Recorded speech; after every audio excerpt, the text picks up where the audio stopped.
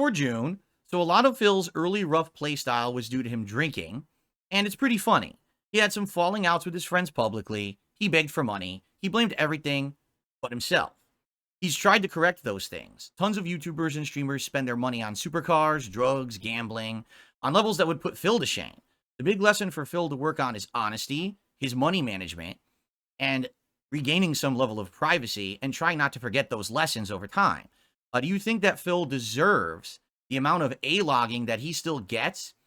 And do you think that he still deserves to be on the lolcow list? Have the detractors become worse than Phil at this point? So this is all just like I guess my opinion. I've never been a fan of like I guess the A logging, like really going out of your way to do something like crazy or whatever. But that's I guess it does bring up some entertainment. I don't know, right? I wouldn't do it. I'm not a fan of it. But the lolcow list, I think, yeah, like I guess what makes the lolcow is the consistency and the failure. And I can see like that you are still there. I think also you're always somehow gonna, like, be on the platform one way or another, but you are, I think, cemented there on the list. I agree with you because the thing is, I think people hear the word lolcow, and is it a negative association? Of course it is, right? But sadly, it's not like something you can control. I mean, I wish I wasn't one, but there's always going to be these people stalking me. There's always going to be these people calling me out and bringing me up to try to elicit a reaction, and that's the very definition of a lolcow, right? Is someone who you do something to them, it gets that reaction, and then you laugh at it. So even though I feel like perhaps there's a turnaround now to some extent, I don't think I'm ever going to get rid of that stigma personally. I don't. How on earth would this crazy community of people who've been after me, right, for so long just forget about me overnight? That's not going to happen. So to some extent, I don't think I'm ever going to shake that.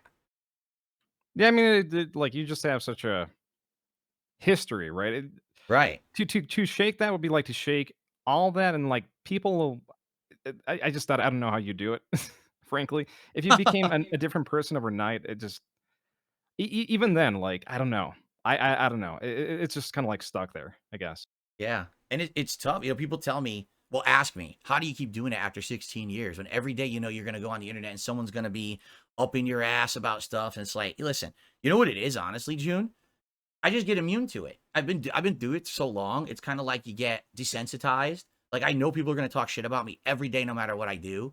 So why do I even care anymore, right? And I used to react completely differently, as you saw in the own documentary. I would get so angry about what everyone said and rage against it, and that just fueled more of it. Today, it's just like it's just another day. My detractors, I'll lean into them now. I'll expose them on my stream. I'll have a good laugh about it instead of getting so butthurt about it. Yeah, yeah, like, I guess desensitization, I guess is what you call it, right? It's like you're Yeah, you're exposed to it so much, it's like, whatever, kinda deal. exactly.